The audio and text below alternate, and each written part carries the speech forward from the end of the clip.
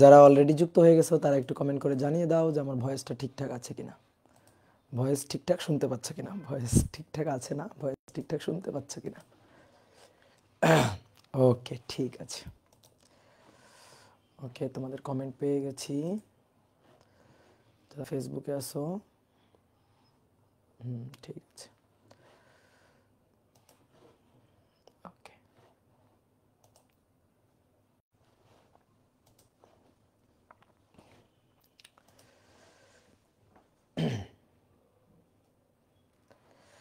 ভাইয়া ইলেকশনের বন্ধ নাই? না, ইলেকশনের কোনো বন্ধ নাই, অনলাইন পরে পড়াই, ইলেকশনের কোনো বন্ধ নাই।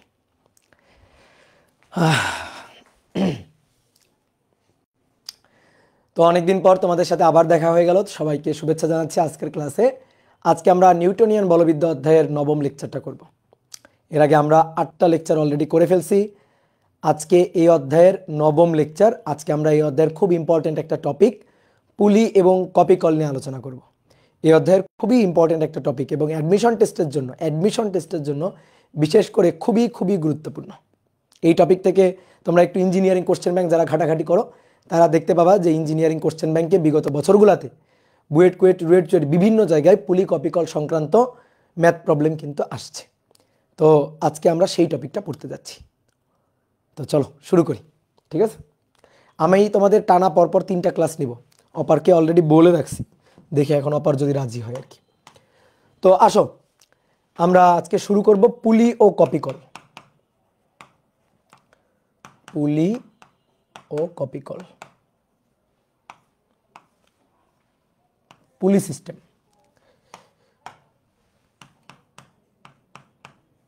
পুলি সিস্টেম, ওকে।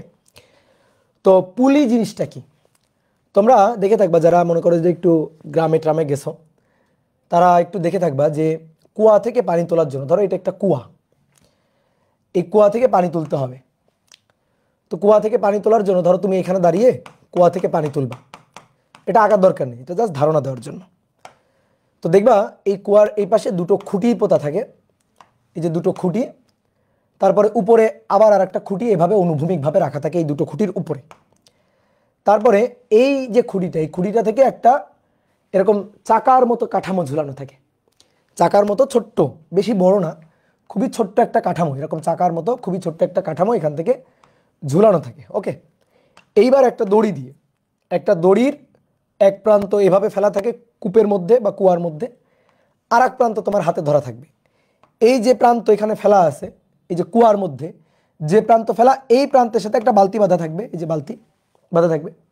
তাহলে তুমি কি করবা, এটা যে গভীর কূপ, এখানে পানি আছে, তো এটা পানি ভরবে, পানি ভরে যাওয়ার পরে তারপরে তুমি এখানে দাঁড়িয়ে আস্তে আস্তে দড়িটাকে টানতে থাকবা। তাহলে দড়িটাকে টানতে থাকলে কি হবে, এই যে পুলি সিস্টেমটা এটা আস্তে আস্তে ঘুরতে থাকবে, আর তখন তুমি এটাকে টানার সাথে সাথে দেখবা এই বালতিটা আস্তে করে উপরের দিকে উঠে আসছে। তুমি যদি এই চাকার মতো এই কাঠামোটা ছাড়া তুমি যদি পানি এইভাবে টেনে তুলতে যাইতা, তোমার অনেক কষ্ট হইতো, তোমার অনেক পরিশ্রম করা লাগতো, তাই না? তো যদি এইভাবে আমি টানি, এইভাবে দড়ি টেনে যদি এখান থেকে পানি তুলি, তাহলে তুলনামূলক অনেক কি হবে, সহজে পানি তোলা যাবে, তাই না? তো এই যে চাকার মতো এই যে কাঠামোটা, এই কাঠামোটাকে বলা হয় হচ্ছে পুলি। এই যে চাকার মতো এই যে কাঠামোটা, এই কাঠামোটাকে বলা হয় পুলি। কি ক্লিয়ার? ভাইয়া এই অধ্যায় শেষ হতে কয়টা ক্লাস লাগবে? মিনিমাম 100টা ক্লাস লাগবে। আর এই কথা আমাকে জিজ্ঞেস করবে না, ঠিক আছে? পড়াশোনা নাই, খালি ক্লাস শেষ হইতে কয়টা ক্লাস লাগবে, অধ্যায় শেষ হইতে কয়টা ক্লাস লাগবে, কখন ছুটি দিবেন, এইসব ফালতু প্রশ্ন করে পড়ালেখার নামে খোঁজ নেই। তো এই যে চাকার মতো কাঠামোটা, এই কাঠামোটাকে বলা হয় হচ্ছে পুলি। কি কথা বুঝছো? তাহলে আমরা এই পুলি সিস্টেম নিয়ে আলোচনা করব, পুলি সিস্টেমের ত্বরণ এগুলা নিয়ে আমরা আলোচনা করব। তো একটা কথা আগে একটু বলে নিই, আমরা এখন মনে করো যে ইন্টারমিডিয়েটে এই টপিকটা নিয়ে আলোচনা করছি, তো এই কারণে আমরা কিছু আদর্শ পুলি সিস্টেম ধরে নিব। আদর্শ পুলি সিস্টেম ধরে নিব। আদর্শ পুলি সিস্টেমের এই যে চাকার মতো এই যে ছোট্ট যে কাঠামোটা আছে, এই কাঠামোর ভর হবে অতি নগণ্য, মানে ভরহীন ধরে নিব আমরা। আর একটা জিনিস হচ্ছে, ধরো এই যে চাকার মতো কাঠামোটা, এটাকে আমি একটু জুম করে যদি আঁকি, এই যে চাকার মতো কাঠামোটা, এর উপর দিয়ে যখন এই যে দড়িটা চলবে, এর উপর দিয়ে যখন দড়িটা গতিশীল হবে, তখন এই দড়ির তলের সাথে এই যে চাকার তলের একটা ফ্রিকশন হবে, ঘর্ষণ হবে। তো আমরা আপাতত ঘর্ষণহীন চিন্তা করব, যেখানে কোনো ঘর্ষণ নাই এরকম আমরা চিন্তা করব। কি কথা বুঝছো? তাহলে এই পুলি সিস্টেমের এই দড়ি এবং এই যে চাকাটা, এই চাকার তলে কোনো ফ্রিকশন নাই, এইটা আমরা চিন্তা করব। কি ক্লিয়ার? তাহলে দুইটা জিনিস আমাদের ধরে নিতে হবে। এক, এই পুলি ভরহীন, আর দড়ি এবং এই যে পুলি এদের যে সংস্পর্শ তল, এই সংস্পর্শ তলে কোনো ফ্রিকশন নাই, অর্থাৎ পুলিটা হবে ফ্রিকশনহীন, ঘর্ষণহীন পুলি হবে। তাহলে এই জিনিসগুলো আমরা একটু ধরে নিব। তাহলে আসো আমরা এই পুলি সিস্টেমের জন্য সাধারণ ত্বরণ হিসাব নিকাশ করতে চাই। তাহলে আমরা একটা পুলি একটু আঁকি। তো পুলিটাকে আমি একটু বেশ বড় করে জুম করে দেখাচ্ছি, ঠিক আছে? এটা ছোট্ট একটা চাকার মতো কাঠামো, তো এটাকে আমি একটু বড় করে জুম করে দেখালাম। এই যে এই চাকার মতো কাঠামোটা, তো এইটা কোনো দৃঢ় অবলম্বন বা সিলিং থেকে ঝুলানো আছে। এইবার একটা দড়ি নিলাম, একটা দড়ি বা সুতা নিয়ে এই পুলির উপর দিয়ে এই যে দুই পাশে রাখলাম। এইবার এর এই পাশে দড়ির সাথে সংযুক্ত একটা ভর, যে ভরটাকে আমরা বললাম এটা হচ্ছে M1, আর এই পাশে দড়ির সাথে সংযুক্ত একটা ভর, এই ভরটাকে আমরা বললাম হচ্ছে M2। ওকে, তাহলে পুলির ক্ষেত্রে আমরা কি ধরে নিছি বলো তো, একটু লিখে নিই। যে পুলিটা হবে, এই পুলিটা হবে, পুলির দুইটা বৈশিষ্ট্য, একটা হচ্ছে ভরহীন এবং দুই নম্বর যে ইম্পর্টেন্ট বৈশিষ্ট্যটা সেটা হচ্ছে ঘর্ষণহীন, অর্থাৎ সুতা ও পুলির সংস্পর্শ তলে ঘর্ষণ নাই। পুলির সংস্পর্শ তলটা ঘর্ষণহীন, একেবারে কোনো ফ্রিকশন নাই। ঠিক আছে? এই যে এই দুইটা জিনিস আমাদের ধরে নিতে হবে। পুলির ক্ষেত্রে এই দুইটা জিনিস সত্য। আর সুতার ক্ষেত্রে, এই যে সুতা দিয়ে বাঁধা আছে না, এই সুতার ক্ষেত্রে আমাদের দুইটা জিনিস ধরে নিতে হবে, যে দড়ি বা সুতা। এই দড়ি বা সুতার ক্ষেত্রেও দুইটা জিনিস সত্য। এক নম্বর কথা হচ্ছে দড়ি ভরহীন, কোনো ভর নাই বা নগণ্য ভর, ভরহীন বা অতি নগণ্য ভর। ঠিক আছে? আর একটা ইম্পর্টেন্ট কথা হচ্ছে দড়ি অপ্রসারণশীল। দড়ি অপ্রসারণশীল মানে দড়ি প্রসারিত হয় না, ইলাস্টিক না আর কি, রাবারের মতো। রাবার যেমন টানলে প্রসারিত হয়, এরকম প্রসারিত হয় না। এই দড়িকে টেনে তুমি প্রসারিত করতে পারবে না, দড়ির স্থিতিস্থাপকতা ওরকম নাই। তো এইবার আসো, এই যে পুলি সিস্টেম, এই পুলি সিস্টেমের উপর দুটো ভর আছে, দড়িতে দুটো ভর আছে। এই পাশে একটা ভর আছে M1, এই পাশে একটা ভর আছে M2। তাহলে এবার কি হবে, আমি তোমাকে মেনশন করে দিলাম M1 is greater than M2, M1 is greater than M2। কি ক্লিয়ার? তাহলে M1টা বড়, M2টা ছোট, M1 is greater than M2 বলে দিছি আমি। তাহলে এইবার তুমি একটু মনে মনে চিন্তা করো তো, বলো এইবার একটু মনে মনে তুমি বলো তো, এই দুইটা বস্তুর মধ্যে কি ঘটনা ঘটবে? এবার M1টা নিচের দিকে নামতে থাকবে আর M2টা উপরের দিকে উঠতে থাকবে। কেন? কারণ M1 বেশি ভারী, M1 এর ভারটা বেশি, আর M2 এর ভারটা M1 এর তুলনায় কম। তাহলে M1 নিচের দিকে নামতে থাকবে আর M2 উপরের দিকে উঠতে থাকবে। প্রশ্ন হচ্ছে M1 কি অভিকর্ষ স্তরণের নিচে নামবে? M1 কি অভিকর্ষ স্তরণের নিচে নামবে? এটা হচ্ছে প্রশ্ন। অভিকর্ষজ ত্বরণের নিচে নামবে? বলো। উত্তর হচ্ছে না, উত্তর না, যেটা অভিকর্ষ স্তরণের নিচে নামবে না। কেন নিচে নামবে না অভিকর্ষ স্তরণে? কেন? অভিকর্ষ স্তরণের নিচে নামতো যদি এই দড়িটা ছিঁড়ে যেত, দড়ি না থাকতো, সুতা না থাকতো, তাহলে M1টা অভিকর্ষের টানে নিচে পড়ে যাইত। তখন M2 আর উপরে উঠতো না, দড়ি নাই, পুলির অস্তিত্ব নাই, পুলি সিস্টেমের আর অস্তিত্ব নাই, সুতা ছিঁড়ে গেছে। তখন M2 নিচে পড়ে যাইতো, M2 অভিকর্ষ স্তরণে নিচে পড়ে যাইতো, M1ও অভিকর্ষ স্তরণে নিচের দিকে যাইতো। তাহলে তখন এই সিস্টেমের উপর কাজ করতো M1 এর উপর, M2 এর উপর কাজ করতো অভিকর্ষ স্তরণ G। বাট যতক্ষণ সুতা অক্ষত থাকবে, সুতা ছিঁড়বে না, তখন M1 হ্যাঁ নিচের দিকে নামবে, আস্তে আস্তে M1 যত নিচের দিকে নামবে তত তার বেগ বাড়তে থাকবে। M2 যত উপরের দিকে উঠবে তত তার বেগটা কিন্তু বাড়তে থাকবে, কিন্তু সেই ত্বরণটা, বেগ বৃদ্ধির যে রেটটা, ত্বরণটা, সেটা জি হবে না। M1 জি ত্বরণে নিচে পড়বে না, M2 জি ত্বরণে উপরে উঠবে না। সুতা যদি ছেঁড়া থাকতো, সুতা নেই, তখন এর উপর একটাই মাত্র বল কাজ করতো, সেটা হচ্ছে অভিকর্ষ বল, M1G কাজ করতো। তাহলে তখন দেখো একটাই বল M1G, তাহলে M1G ত্বরণ সৃষ্টি করবে। তো আমরা নিউটনের সূত্রে পড়ছি F = ma, F = ma, তো F = হচ্ছে M1G, একটাই বল কাজ করছে, এর উপর নিট বল একটাই বল, তাহলে M1G = M1a। এবার M1 দুই পাশ থেকে কেটে দিতাম, a = g হইতো যদি একটা বল কাজ করতো, বাট এর উপর কিন্তু একটা বল নেই, উপরে দড়ি বাঁধা আছে, তাহলে দড়ির একটা টান কিন্তু উপরে কাজ করছে, সুতরাং এইটা জি ত্বরণে নিচে নামবে না, অন্য একটা ত্বরণে নিচের দিকে নামবে, অন্য আর একটা লব্ধি ত্বরণ নিয়ে নিচের দিকে নামবে, বুঝলাম? এইবার শোনো, M1 এর ত্বরণ আর M2 এর ত্বরণ, এই দুটো ত্বরণ কিন্তু সেম ত্বরণ হবে। অনেকে ভাবতে পারে কেন ভাই, M1 ভারী তার ত্বরণ বেশি হবে, M2 হালকা তার ত্বরণ কম হবে? উত্তর হচ্ছে না, দুটোরই ত্বরণ সেম হবে, আর দুটোর এই ত্বরণকে বলা হবে সাধারণ ত্বরণ, ঠিক আছে, কমন এক্সেলারেশন। আমরা সেই কমন এক্সেলারেশনটা বের করতে চাই। তাহলে আমাদের এখন কাজ হচ্ছে এই যে পুলি সিস্টেম, এই পুলি সিস্টেমের কমন এক্সেলারেশন, অর্থাৎ M1 কত ত্বরণে নিচে নামবে আর M2 কত ত্বরণে উপরে উঠবে, সেই সাধারণ ত্বরণটা বের করা, সাধারণ ত্বরণটা বের করা, সাধারণ ত্বরণ এটা আমরা বের করতে চাই। এটা হচ্ছে আমাদের কোশ্চেন, যে আমরা সাধারণ ত্বরণ এ বের করতে চাই, এই যে দড়ি, এই দড়ির টান বের করতে চাই, সুতার বা দড়ির টান বের করতে চাই, সুতার টান বের করতে চাই, এইগুলো হচ্ছে আমাদের দরকার। তো চলো এবার আমাদের হিসাব নিকাশ। তো যেটা বলতেছিলাম, অনেকে ভাবতে পারে যে M1 বেশি ত্বরণে নিচে নামছে আর M2 কম ত্বরণে উপরে উঠছে, অনেকে এটা ভাবতে পারে। দেখো হবে না, তুমি দেখো তো, আচ্ছা ধরেই নিলাম তর্কের খাতিরে, ধরো আমি প্রথমে ধরে নিলাম M1 বেশি ত্বরণে নিচে নামছে আর M2 কম ত্বরণে উপরে উঠছে। দেখি তোমরা কেমন চিন্তা করতে পারো, বলো তো ভাই, M1 যদি বেশি ত্বরণে নিচের দিকে নামে আর M2 যদি কম ত্বরণে উপরের দিকে ওঠে, কি ঘটনাটা ঘটবে বলো তো? ঠিক আছে, বলো কি ঘটনাটা ঘটবে? দড়ি ছিঁড়ে যাবে।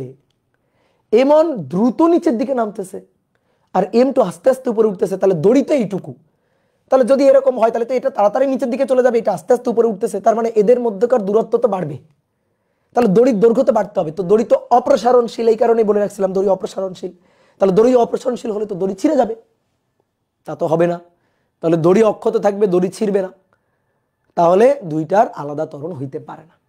এবার অনেকে মনে করতে ভাই ধরেন এইটার ত্বরণ হইল কম, এইটার ত্বরণ হইল ঊর্ধ্বমুখী ত্বরণ হইল বেশি, তখন কি হবে?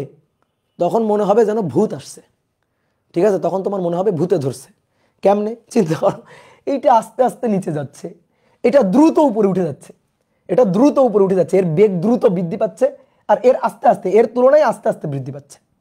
তাহলে কি হবে? তুমি দেখতে পারবা, তুমি তখন দেখবা যে এরকম যদি ঘটনা ঘটে, তাহলে তুমি তখন দেখবা এইটা তাড়াতাড়ি উপরে উঠে যাচ্ছে, এটা আস্তে আস্তে যাচ্ছে, তাহলে সুতা তখন ঢিল পড়ে যাবে, এই যে সুতা ছোট হয়ে আসবে, ঢিল পড়ে যাবে। তো ঢিল পড়ে গেলে ব্যাপারটা কেমন হবে? ধরো এই বস্তুটা এখানে উঠে গেছে, তখন এই সুতায় ঢিল পড়ে গেছে, তো ঢিল পড়ে গেলে সুতা এরকম হয়ে যাবে, কি তাই না? তখন তুমি তাকায় থাকলে, সাপোজ তুমি তাকায় আছো, তোমার মনে হবে কি ব্যাপার, এইটারে ভূতে ঠেলতেছে, ভূতে না ঠেললে এই দড়িতে তো ঢিল পড়ার কথা না, কি বলো? তাই মনে হবে না? মনে হবে না যে ভূতে ঠেলতেছে? তো এরকম কি হয় বলো? দড়িও ছিঁড়বে না আর এইটারে ভূতেও ঠেলবে না, ঠিক আছে, দড়িও ছিঁড়বে না, এটারে ভূতেও ঠেলবে না, তাহলে ঘটনাটা কি ঘটবে? দুটোরই, এই যে দুটো বস্তু M1 M2 দুটো বস্তুরই ত্বরণ হবে সেম, কমন এক্সেলারেশন থাকবে। ওকে, তাহলে এইবার আসো আমরা সেই হিসাব নিকাশ করে এই কমন এক্সেলারেশন, সাধারণ ত্বরণ, এর মানটা বের করতে চাই। তাহলে আমরা এবার দেখব কোনো একটা বস্তুর উপর M1 এবং M2 এদের উপর কতগুলো বল ক্রিয়া করতেছে, তারপর আমরা নিউটন সাহেবের সূত্র খাটাবো। নিউটন সাহেব আমাদের বলছে সামেশন অফ F = ma। তাহলে আমরা এখানে বসাবো বলের লব্ধি, যতগুলো বল কাজ করবে তাদের লব্ধি বসাবো, সমান সমান ma। দুটো বস্তুর জন্যই আমরা এই জিনিসটা অ্যাপ্লাই করব। তাহলে আসো এটার জন্য, তাহলে M1 এর উপর ওজন কাজ করতেছে নিচের দিকে, দ্যাট ইজ M1G। এটা M2 নিচের দিকে ওজন কাজ করতেছে M2G। আর কি কোনো বল কাজ করছে? করছে। এই যে দড়ি, এই দড়ির একটা টান বল কাজ করছে, দড়িটা টান টান হয়ে গেছে। চিন্তা করো তো, একটা দড়ি দিয়ে কোনো একটা বস্তুকে ঝুলাই দিলে দড়ি এই বস্তুটাকে উপরের দিকে টানবে না, ঝুলন বিন্দুর দিকে। সবসময় মাথায় রাখবা, দড়ির টান সবসময় কাজ করে ঝুলন বিন্দুর দিকে। তাহলে দড়ি টান টান হয়ে কোন দিকে টান কাজ করবে? উপরের দিকে, দড়ির টান বল টি। তাহলে এই বস্তুর উপর দড়ির আর একটা টান বল কাজ করতেছে, এই যে টান বলটা, এই টান বলটা কে কাকে দিচ্ছে? দড়ি বস্তুকে টানতেছে, ঠিক আছে? এই যে দড়ি বা এই যে চিন্তা করে পুলিটা, এই পুলিটা এই বস্তুটাকে উপরের দিকে টানতেছে দড়ির মাধ্যমে। ঠিক তেমনি ভাবে এর উপরও তো উপরের দিকে একটা টান বল কাজ করবে, ঝুলন বিন্দুর দিকে দড়ি টান হয়ে উপরের দিকে টানবে এটাকে, তাহলে ঝুলন বিন্দুর দিকে দড়ির টান বল কাজ করবে টি। অনেকে মনে করতে পারে ভাই T1 T2 হবে না, না T1 T2 হবে না। দড়ি যদি একই দড়ি থাকে তাহলে টান হবে একই দড়ি। তুমি যদি দুটো দড়ি আলাদা দড়ি এনে গিট্টু দাও তাহলে সেই ক্ষেত্রে দুইটা দড়িতে টান হবে আলাদা, সেটা আলাদা জিনিস, ওটা নিয়ে আমাদের আলোচনা নেই। আমাদের আলোচনা হচ্ছে একই দড়ি। তাহলে এখানে যে দড়ি ছিল সেখান থেকে এই পর্যন্ত দড়িটা একই দড়ি, তাহলে টান হবে একই টান। তাহলে এর জন্য টান উপরের দিকে টি, এর জন্য টান উপরের দিকে টি, এই ছাড়া আর কোনো বল এই বস্তুর উপর ক্রিয়া করছে না। এবার দুটো বস্তুর জন্য সূত্র লিখতে চাই আমরা। তো আসো আমরা এমনের জন্য সূত্র লিখব। এমনের জন্য এই যে এই বস্তুটা নিচে নামতেছে, তাহলে ত্বরণ নিচের দিকে, এ উপরে উঠতেছে, তাহলে এর ত্বরণ উপরের দিকে, তাহলে এর লব্ধি ত্বরণ নিচের দিকে, তাহলে লব্ধি বল নিচের দিকে, এর জন্য লব্ধি বল উপরের দিকে। এ নিচে নামতেছে, এ উপরে উঠতেছে, কারণ এ ভারী নিচে নামবে, এই হালকা উপরে উঠবে। তাহলে এর জন্য আমরা সূত্রটা লিখব। তাহলে নিউটন সাহেব কি বলছেন? সামেশন অফ এফ মানে বলের লব্ধি ইকুয়াল টু এম এ, বলের লব্ধি বসাবো ইকুয়াল টু এম এ হবে। এটা ভেক্টর, এটাও ভেক্টর, এই যে লব্ধি বল যেদিকে ত্বরণও থাকবে সেদিকে। তাহলে আসো তো দেখি এইখানে লব্ধি বল কোন দিকে, কোনটা বড়? এই নামতেছে কোন দিকে? নিচের দিকে। কোনটা বড়? M1G বড়, টি ছোট, তাহলে লব্ধি বল কত? M1G minus T equal to M1A, সমীকরণ নম্বর 1। এইবার আমরা M2 এর জন্য যদি লিখি, M2 এর জন্য বলো, এর জন্য বলো এর উপর কোনটা বড়? এর উপর ক্রিয়ারত বল টি আর M2G, এক পৃথিবী তাকে টানতেছে আর একটা হচ্ছে দড়ি তাকে টানতেছে। তাহলে এর উপর ক্রিয়ারত বল দুটো টি আর M2G, টি বড় কারণ উপরে উঠছে, তাহলে লব্ধি হবে টি মাইনাস M2G। তাহলে লব্ধি বল হবে টি minus M2G equal to M2A, সমীকরণ নম্বর 2। সুন্দর করে এবার এই দুইটা কি করতে ইচ্ছা করতেছে? যোগ করো, যোগ। তাহলে এইটা আর এইটা কাটাকাটি, তাহলে এটা M1 minus M2G, a common নিয়ে নিলাম, এ কমন নিয়ে নিলে M1 প্লাস M2, ঠিক আছে? আমরা সাধারণ ত্বরণ বের করতে চাই, তো হয়ে গেল সাধারণ ত্বরণ, common acceleration A, that is M1 minus M2, ঠিক আছে? এই যে M1 প্লাস M2 নিচে ভাগ দিয়ে দাও, তাহলে M1 minus M2 into G, আর নিচে ভাগ M1 প্লাস M2। এই হচ্ছে আমাদের এই পুলি সিস্টেমের সাধারণ ত্বরণ বের করার সূত্র। কে বুঝতে পারছো? বলো। পুলি সিস্টেমের সাধারণ ত্বরণ বের করার সূত্র। তাহলে পুলি সিস্টেমের ত্বরণ জি না, তাহলে কত? এই যে এটা M1 এর মান বসাবা, M2 এর মান বসাবা, G এর মান বসাবা, M1 প্লাস M2 বসাবা, শেষ। ওকে, ক্লিয়ার? এইবার আসো আমরা সুতার টান বের করব, দড়ির টান বের করব। তো দড়ির টান বল হচ্ছে টি, এইটা আমরা বের করতে চাই। দড়ির টান বল টি, এইটা আমরা বের করতে চাই। তাহলে আসো দড়ির টান টি বের করব। এই এর মান নিয়ে যে কোনো একটা সমীকরণে বসাই দাও, 1 বা 2, যে কোনো একটা সমীকরণে। তাহলে চলো পরের পৃষ্ঠে যাই। 1 নং সমীকরণে এর মানটা নিয়ে বসাবো। তাহলে 1 নং সমীকরণটা কি? 1 নং সমীকরণে 1 নং এ এ বসিয়ে পাই, 1 নং এ এর মানটা বসিয়ে, তাহলে 1 নং সমীকরণটা M1 minus G minus T equal to M1 A। তাহলে ভাই আমাদের দরকার কি? টি, তাহলে টি সমান সমান M1 G minus M1 A, টিটাকে ওই পাশে নিলাম, M1 এটাকে এই পাশে নিলাম। এবার M1 G minus M1 A, that is M1 minus M2 divided by নিচে M1 plus M2 into G। যোগ বিয়োগ করতে হবে, তো করো যোগ বিয়োগ, নিচে লসাগু M1 প্লাস M2, তো এটার সাথে এটা গুণ হবে, তাহলে M1 G এর সাথে M1 প্লাস M2 গুণ হবে minus M1 minus M2 into G। তো জিটাকে একবারে কমন নিয়ে নাও, দেখো M1 প্লাস M2, এখানে G আছে এখানেও G আছে, জিটাকে একবারে কমন এখানে নিয়ে নিলাম। তাহলে এবার M1 দিয়ে গুণ করে দাও, M1 square plus M1 plus M2 minus গুণ করে দাও M1 স্কোয়ার মাইনাসে মাইনাসে প্লাস M1 M2। ওকে, তাহলে এবার দেখো এইটা আর এইটা কাটাকাটি চলে যাচ্ছে, M1 M2 দুইটা, তাহলে অতএব দড়ির টান T equal to 2 M1 M2 নিচে divided by m1 plus m2 into G. এটা হচ্ছে আমাদের সুতার টান নির্ণয়ের সূত্র। ওকে, তাহলে 2m1 m2 divided by m1 plus m2 into G, শেষ। সহজ ডেরিভেশন। ওকে, ঠিক আছে। m2 গ্রেটার দেন m1 হলে, m2 গ্রেটার দেন m1 হলে যেটা বড় হবে বড়টা থেকে ছোটটা বাদ দিবা, কথা শেষ। বড়টা থেকে ছোটটা বাদ দিবা, এটা তো বুদ্ধির ব্যাপার, কমন সেন্স, তাই না? তাহলে দড়ির টান বের হয়ে গেল। এইবার একটা জিনিস বের করব, এটাকে বলা হয় পুলির উপর প্রযুক্ত মোট বল। পুলির উপর প্রযুক্ত বল, যে পুলির উপর কি পরিমাণ বল প্রযুক্ত হবে। পুলির উপর প্রযুক্ত বল, দেখো এই জিনিসটা ভালো করে বুঝতে হবে। এইটা মনে করো অনেক জায়গায় তোমাকে পড়াবে না, কিন্তু এটা জানতে হবে খুব ভালো করে। এই পুলিটাকে একটা সিলিং থেকে ঝুলানো আছে না, তাহলে এই সিলিং থেকে তো একটা দড়ির মাধ্যমে ঝুলানো আছে নাকি? এই সিলিং থেকে একটা দড়ি দিয়ে ঝুলানো আছে, কি কথা বুঝছো? সিলিং থেকে একটা দড়ি দিয়ে এটাকে ঝুলানো আছে, একটা দৃঢ় অবলম্বনের সাথে ঝুলানো আছে। তা আমরা এর উপর প্রযুক্ত টোটাল বল হিসাব করতে চাই। আসো নিউটনের লকে একেবারে কাটাছেড়া করে অ্যানালাইসিস করব। নিউটনের লকে একেবারে কাটাছেড়া করে অ্যানালাইসিস করব। তাহলে এই ছিল একটা বস্তু, দ্যাট ইজ m1। এই ছিল একটা বস্তু, এটা ছিল m2। তা আমরা দেখলাম এর উপর ক্রিয়ারত বল, এর উপর ক্রিয়ারত বল পৃথিবীর টান বল, পৃথিবী টানতেছে m1g, পৃথিবী টানতেছে।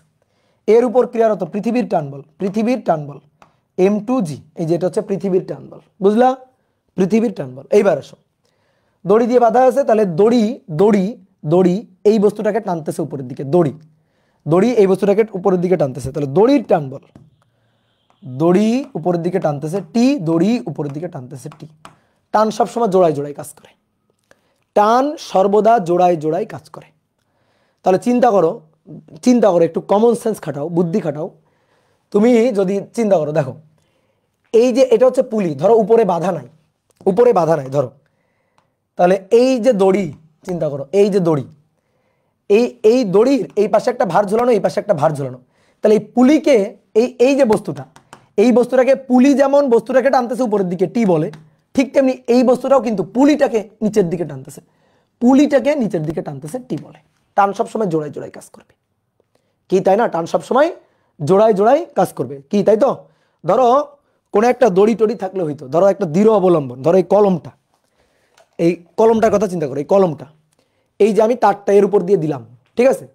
এবার আমি দেখো এক পাশে, এই যে দুই পাশে, ধরো এই পাশে এই হাত দিয়ে ধরলাম, আর একটা হাত হইলে তো ভালো হইতো, কিন্তু মানুষের হাত তো দুইটা, কি করবো এখন? আচ্ছা দেখো, আমি মনে করো দুইটা তারকে এক হাত দিয়ে ধরছি, এই যে দুইটা তারকে এক হাত দিয়ে ধরছি, এই যে দুইটা তার, দেখো আমি এইভাবে টানতেছি, কলমটাকে আমি ধরে রাখছি, এইভাবে টানতেছি। তাহলে এই যে দুটো তার দেখতে পাচ্ছ, দুটো তার টান টান হয়ে গেছে না? তাহলে তারে টান বল দেখাবা, তাহলে এই যে আমার হাত মানে বস্তুটায় যেটা ঝুলানো হয়েছে, তাহলে এইটা পুলিকে টানতেছে নিচের দিকে, পুলিকে টানতেছে নিচের দিকে, আর পুলি বস্তুটাকে টানতেছে উপরের দিকে। কি কথা বুঝছো? যেমন আমার এই দুইটা হাতের কথা চিন্তা করো, দুইটা হাত, আমার এই হাতটা এই উপরের হাতটাকে নিচের দিকে টানতেছে, আর উপরের হাতটা নিচের হাতটাকে দড়ির মাধ্যমে উপরের দিকে টানতেছে। তাহলে টান জোড়ায় জোড়ায় এইভাবে টানতেছি, তাহলে টান জোড়ায় জোড়ায় কাজ করতেছে, টান এদিকে টান এদিকে, টান জোড়ায় জোড়ায় কাজ করতেছে। আমি যদি এক হাত দিয়ে টান বন্ধ করে দিই, তাহলে আর এক হাতে টান থাকবে না। আমি এক হাত দিয়ে টান বন্ধ করে দিলে আর এক হাতে টান থাকবে না। ধরো এই যে এই হাত সরাই নিলাম, দেখো এই হাতে আর কোনো টান নাই, কি কথা বুঝলা? এই হাতে আর কোনো টান নাই। তাহলে এই বস্তু পুলিকে টানতেছে নিচের দিকে, বস্তু পুলিটাকে টানতেছে নিচের দিকে, আর পুলিটা বস্তুটাকে টানতেছে উপরের দিকে, টান জোড়ায় জোড়ায় কাজ করবে। ঠিক তেমনি ভাবে এই পাশের যে বস্তুটা, এই বস্তুটা পুলিটাকে টানতেছে নিচের দিকে, আর পুলি বস্তুটাকে টানতেছে উপরের দিকে। আমরা একটু আগে বস্তুর উপর বলকে অ্যানালাইসিস করছি, কিন্তু এবার কি লিখবো? পুলির উপর প্রযুক্ত বল। তাহলে পুলির উপর প্রযুক্ত বলকে অ্যানালাইসিস করা লাগবে না? তাহলে বলো পুলির উপর প্রযুক্ত বল, তোমরা দেখাবো আমারে পুলির উপর প্রযুক্ত বল। তাহলে এই বস্তু পুলিকে নিচের দিকে টানতেছে, তাই না? এইদিকে একটা ক্রিয়ারত বল টি, দুটা বল, পুলির উপর এইদিকে একটা ক্রিয়ারত বল টি বল, পুলির উপর এইদিকে একটা ক্রিয়ারত বল টি বল। বলো বুঝছো কিনা? এই দুইটা জিনিস বুঝছো কিনা? সুন্দর করে বুঝছো কিনা? এবার বলো, যদি এরকম দুইটা বল কাজ করে, তাহলে তো পুলির তো নিচে পড়ে যাওয়ার কথা, কেন পড়ে যাচ্ছে না? পুলির তো নিচে পড়ে যাওয়ার কথা। এই বস্তু দুটো পুলিটাকে টানতেছে, তো পুলি তো নিচে পড়ে যাওয়ার কথা, কেন পড়ছে না? বলো বলো, কেন পড়ছে না? উপরে ধরে আসে না, ওই যে উপরে তার ধরে আসে না? তাহলে উপরের যে তারটা, এই যে এইবার উপরের তারের কাহিনী, উপরের যে তারটা উপরে যে ধরে আছে, তো এটাকে অন্য কালি দিয়ে লিখি। এই যে উপরে সিলিং এ ঝুলানো আছে না, তাহলে এই যে আরেকটা দড়ি, তাহলে এই দড়িতে আরেকটা টান বল কাজ করতেছে। তো এই দড়ির এই টান বলটাকে উপরের দিকে পুলিটাকে ধরে রাখছে, না হলে তো নিচে পড়ে যাইতো। তাহলে এই এই যে সিলিংটা পুলিটাকে দড়ির মাধ্যমে উপরের দিকে আবার টানতেছে, এইভাবে টানতেছে। এই বলটা হচ্ছে এফ, এই বলটাই আমরা বের করতে চাই। কি কথা বুঝছো? এই বলটা এফ, এইটা আমরা বের করতে চাই। এইবার কথা হচ্ছে, বলো তো এই দড়িটা কি আগের দড়িটা? বলো, এই দড়িটা কি আগের দড়িটা? অনেকে বলতে ভাই টান টি দিলেন, টান টি দিলেন, ওইটা কেন এফ ধরলেন? ওটা তো অন্য একটা দড়ি। ওই ওই উপরের দড়িটার সাথে যে দড়ি দিয়ে আমি পুলিটাকে বেঁধে রাখছি, তার সাথে তো এই দড়ির কোনো সম্পর্ক নেই। আছে? আছে, সম্পর্ক আছে। তাহলে ওটা তো অন্য একটা দড়ি। তাহলে ওই দড়ির যে টান বল, সেটাকে তুমি টি ড্যাশ বলতে পারো, বা আমি সেটাকে এফ বললাম। তাহলে পুলির উপর প্রযুক্ত বল, এই যে পুলিটা, এই পুলির উপর প্রযুক্ত বল, এই এফটা আমরা বের করতে চাই। পুলির কি কোনো গতি আছে? বলো, পুলি নিচে নামছে না উপরে উঠছে? পুলিটা নিচে নামছে না উপরে উঠছে? কিছুই হয় নাই, স্থির আছে। তাহলে পুলির কোনো গতি নাই, পুলির কোনো ত্বরণ নাই, পুলির কিন্তু কোনো ত্বরণ নাই। তাহলে পুলির উপর নিচের দিকে বল সমান সমান উপরের দিকে বল। এখন অনেকে বলতে পারে ভাই আপনি একটা ভুল করে ফেলছেন। কি ভুল? এই পুলির তো একটা ওজন আছে নিচের দিকে, সেটা যে নেননি। এই যে এটা তো নিব না ভাই, এটা তো নিব না। কেন নিব না? এই যে বলে দিছি না পুলি ভরহীন। আমরা ছোট মানুষ, আমরা আপাতত পুলি ভরহীন চিন্তা করব, তাই না? এই যে কাহিনী, বুঝছো? ঠিক আছে, এই কথাগুলো কিন্তু সবাই বলবে না, এই কথাগুলো কিন্তু লুকানো কথাবার্তা। এই জিনিসগুলো ভালো করে বুঝতে হবে। তাহলে এই ওজনটা এমজিটা আমি নিব না। তাহলে তুমি বলো, এর উপর নিচের দিকে বল কোনটা? নিচের দিকে বল কতটুকু? এই পুলির উপর নিচের দিকে বল কতটুকু? এই যে বস্তু দুটো পুলিটাকে টানতেছে নিচের দিকে, কতটুকু বলে? টি প্লাস টি, 2t, তাই না? ওকে। আর উপরের দিকে বল কত? উপরের দিকে বলটা কত? এফ, তাই তো? তাহলে এবার বলো, এই পুলিটা উপরে গেছে না নিচে গেছে? কোনো দিকে যায় নাই। তাহলে উপরে গেছে না নিচে গেছে? কোনো দিকে যায় নাই, ওখানে স্থির আছে। তাহলে এফ বড় না 2t বড়? নিচের দিকে বল কিন্তু 2t। তাহলে এফ সমান সমান 2t না? এফ সমান সমান টি প্লাস টি, 2t। না এফ বড় না 2t বড়। যদি এফ বড় হইতো তাহলে তো পুলি উপরের দিকে উঠে যাইতো, তাহলে আমরা বলতাম যে পুলি উপরে গতিশীল ত্বরণ নিয়ে। আর যদি 2t বড় হইতো তাহলে নিচের দিকে নামতে থাকতো, কিন্তু তা হয় নাই। তো কি আছে? স্থির আছে। তাহলে স্থির থাকা মানে উপরের দিকে প্রযুক্ত বল এফ, আর নিচের দিকে প্রযুক্ত বল, পুলির উপর প্রযুক্ত বল 2t। তো এফ সমান সমান 2t, এই হচ্ছে কথা। ওকে, ক্লিয়ার? তাহলে পুলির উপর প্রযুক্ত বল এফ সমান সমান 2t, এফ সমান সমান 2t, এটা মাথায় রাখবা। অথবা তুমি চাইলে এফ সমান সমান 2 ইন্টু টি, এই যে টি না, তাহলে 2 গুণ 2 4, বুঝছো? 4m1 plus m2 divided by m1 plus m2 into G. এটা হচ্ছে পুলির উপর প্রযুক্ত বল।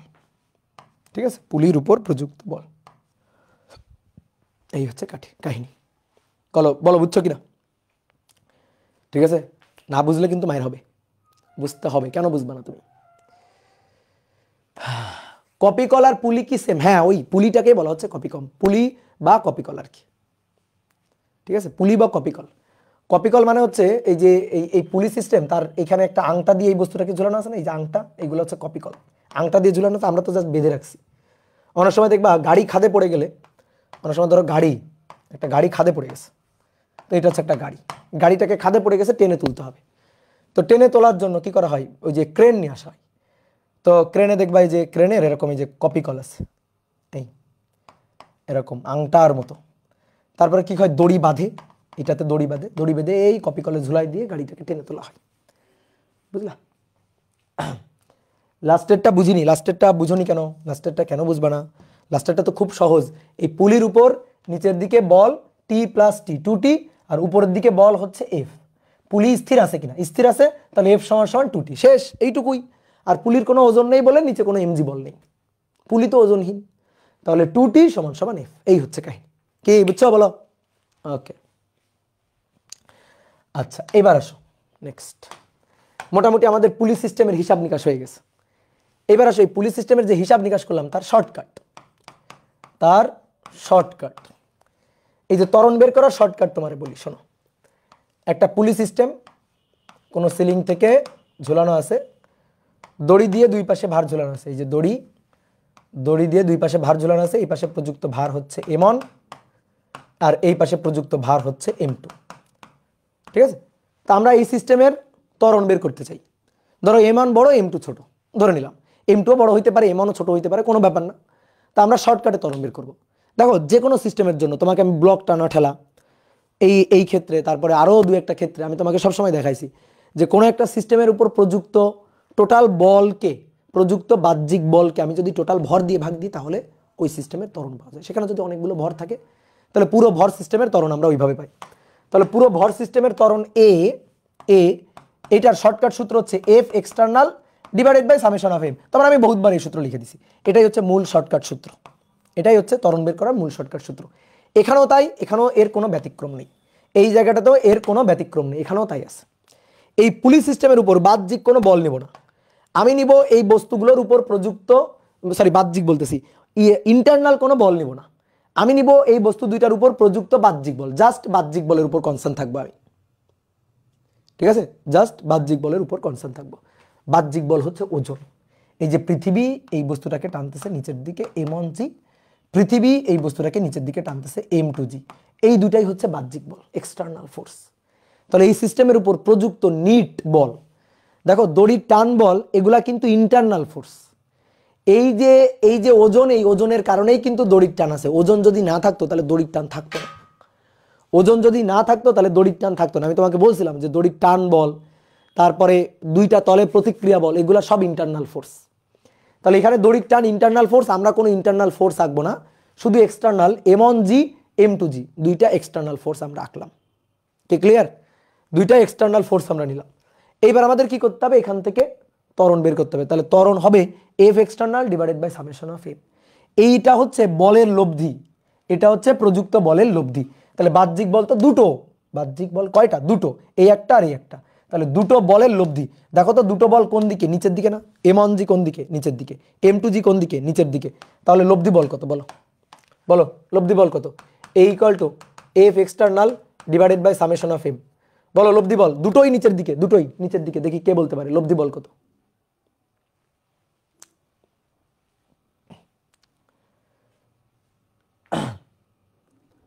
বলো m1g minus m1g plus m2g। S, হ্যাঁ এইটাও নিচের দিকে, এটাও নিচের দিকে, তাহলে দুইটা নিচের দিকে, দুইটা নিচের দিকে। তাহলে দুইটা নিচের দিকে যেহেতু, তাহলে নিচের দিকে লব্ধি বল হবে m1g প্লাস m2g, কারণ দুইটাতে একই দিকে। আর নিচে হচ্ছে টোটাল ভর, তাহলে তো টোটাল ভর কত? এটার ভর m1, এটার ভর m2, তাহলে m1 প্লাস m2 শেষ। এবার উপর থেকে g কমন নাও, উপর থেকে g কমন নাও, g কমন নিলে m1 plus m2 divided by m1 plus m2, কি হলো? কাটাকাটি দিয়ে জি জি মিললো? বলো সূত্র মিললো? মেলে নাই। সূত্র কেন মেলে নাই? কারণ ভুল করছো তাই। সূত্র মেলে নাই, কেন মেলে নাই? কারণ ভুল হয়ে গেছে, এক্সটার্নাল ফোর্স নিতে ভুল করে ফেলছি আমরা। কি ভুল করছি শোনো, অনেক কেন ভাই লব্ধি বল তো ঠিকই আছে, m1g m2g তো দুইটা নিচের দিকে, সো দুইটার যোগফল।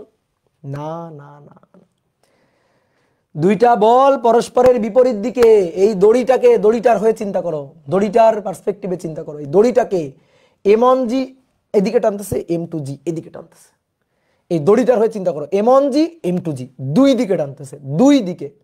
দড়ি পড়ে গেছে মাঝখানে, বুঝতে পারছো? তাহলে এইটা বড় হইলে এইটা থেকে এইটা বাদ যাবে, লব্ধি বল m1g মাইনাস m2g। বুঝতে পারছি? লব্ধি বল m1g minus m2g divided by নিচে সামেশন অফ এম, অর্থাৎ m1 plus m2 summation of M. এই হচ্ছে কাহিনী। এইবার দেখো মিলে গেছে। তারপরেও যদি তোমার বুঝতে সমস্যা হয় তাহলে তুমি একটা কাজ করবা। কি কাজ? হাত সোজা করে ফেলবা। দেখো এই যে আমার হাত, হাত দুইটা এরকম আছে, এই হাত দুইটাকে আমি সোজা করে ফেললে, হাত দুইটা দুই দিকে না? এই যে দেখো হাত দুইটা দুই দিকে না? অনেকে ভাবে ভাই যখন আমি হাত দুইটা এইভাবে রাখি তখন ভাবে কি হাত দুইটা নিচের দিকে, দুইজন সবাই ভাবতেছো কি হাত দুইটা ভাই নিচের দিকে। আচ্ছা আমি যদি এরকম করি তখন কি হবে? তখন হাত দুইটা পরস্পরের বিপরীত দিকে, এইদিকে এদিকে, পরস্পরের কি বিপরীত দিকে না? তো এটাও তাই। তাহলে একটু বুদ্ধি খাটাও, বুদ্ধি খাটায় দুইটা বস্তুকে একটু এরকম ধরে সোজা করে ফেলো তো। ঠিক আছে, এই m1g m2g মনে করো এটা শক্ত দুইটা লাঠি, এই অবস্থায় সুপারগুলো আঠা দিয়ে লাগানো আছে, শক্ত দুইটা লাঠি। এইবার তুমি এইটাকে ধরে একটু সোজা করে ফেলো, দড়িকে ধরে এরকম একটু সোজা করে ফেলো। তাহলে দড়ি ধরে সোজা করে যদি ফেলো তাহলে কি হবে দেখো, তাহলে হবে এটা m1, এটা m1, তো তার জন্য এইদিকে এই যে m1g, m1g, ঠিক আছে, এটা m1g, আর এইদিকে এটা হচ্ছে m2g। কি বুঝলা? দেখো পরস্পরের বিপরীত, এই দেখো বিপরীত পরস্পর, ঠিক আছে, পরস্পরের বিপরীত। দড়ির টান বল আছে, হ্যাঁ দড়ির টান বল আছে, দড়ির টান টি, দড়ির টান টি, দড়ির টান বল আছে, দড়ির টান বল আছে, কিন্তু এগুলো ইন্টারনাল ফোর্স, নট এক্সটার্নাল। আমি দেখবো এই সিস্টেমটাতে এক্সটার্নাল ফোর্স কোনটা, m1g m2g। তাহলে m1g যেদিকে m2g তার বিপরীত দিকে, তাহলে নিট বল, লব্ধি বল হবে m1g মাইনাস m2g। ওকে, তাহলে বসাই দিব এখানে, তাহলে এখানে m1g মাইনাস m2g বসাই দিয়েছি, জি কমন নিয়ে নাও, জি কমন নিয়ে নাও, দেখো সূত্র মিলে গেছে, m1 minus m2 divided by m1 plus m2 into G. এই হচ্ছে কাহিনী, ত্বরণ বের করার শর্টকাট। এটা এমনি দেখেই বলা যায়, m1g m2g পরস্পরের বিপরীতে, তাহলে m1 minus m2 divided by total ভর m1 plus m2 into G, শেষ। আর সূত্র মুখস্থ নিলে তো আরও খুব মজার ব্যাপার। তাহলে ত্বরণ বের করার শর্টকাট। এবার ত্বরণ পেয়ে গেলে তুমি সুতার টান টান সব পেয়ে যাবা। তো তার জন্য ভাই তোমার এই সমীকরণগুলো লাগবে, ঠিক আছে, এই যে সমীকরণ, এই সমীকরণগুলো লেখা শিখালাম না, এই যে সমীকরণগুলো লেখা শিখালাম না, এই সমীকরণগুলো তোমার দরকার। এই সমীকরণ না পারলে তুমি সব ম্যাথ পারবা না, এই সমীকরণ না পারলে তুমি সব ম্যাথ পারবা না। ওকে, তাহলে চলো সামনে আগাই, তাহলে চলো সামনে আগাই। তাহলে এবার দেখি দুই একটা ম্যাথ প্রবলেম সলভ করি আমরা।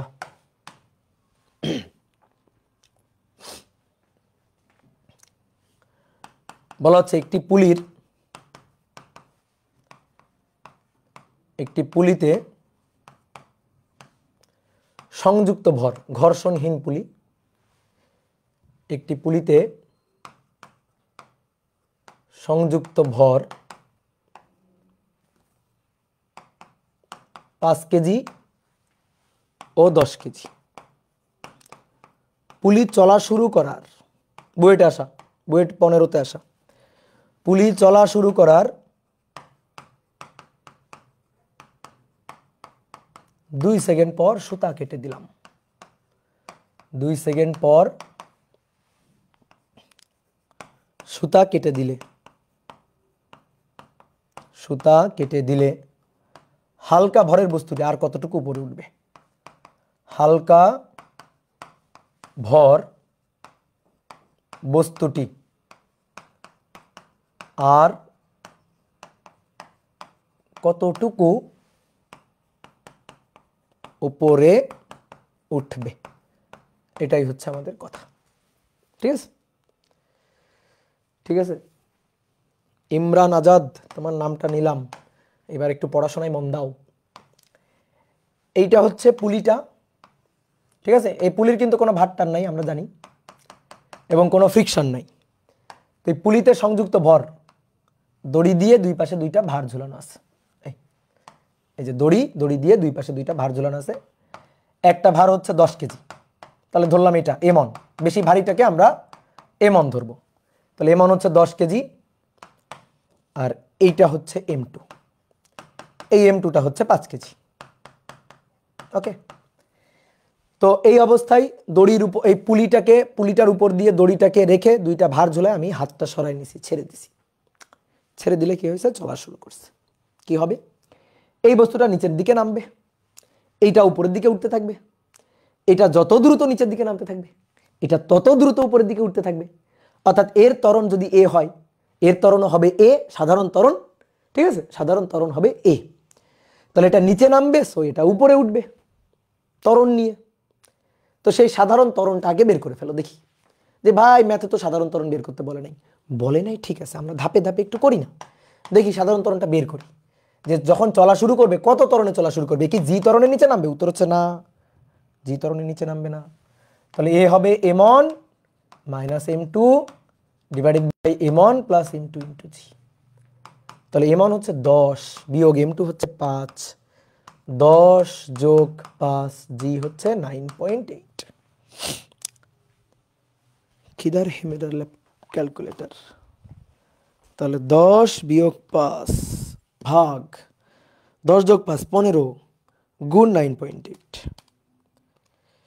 3.26, 3.2666 এত মিটার পার সেকেন্ড স্কয়ার। এইটা হচ্ছে ত্বরণ।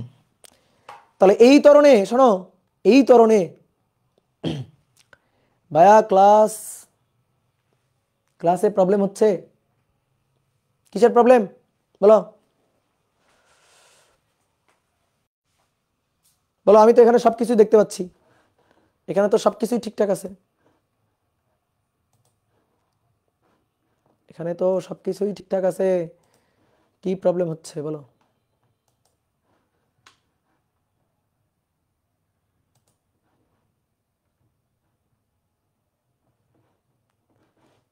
মাঝে মাঝে একটু করবেই নেট ডিস্টার্ব, একটু পর পর ভিডিও আটকে যায়, একটু পর পর ভিডিও আটকে যায়।